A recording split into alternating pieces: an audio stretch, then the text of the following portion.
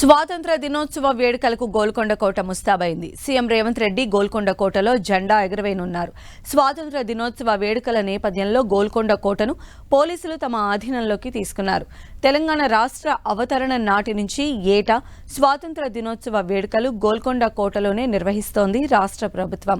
గోల్కొండ కోట పరిసర ప్రాంతాల్లో 1000 మందికి పైగా పోలీసులు బందోబస్తు నిర్వహిస్తున్నారు. సీసీ కెమెరాల నిఘా నీడలో గోల్కొండ పరిసర ప్రాంతాలు ఉన్నాయి.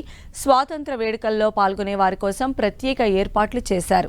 వివిధ శాఖలకు సంబంధించిన అధికారుల కోసం, వీఐపీల కోసం ప్రత్యేక గ్యాలరీలు ఏర్పాటు చేశారు.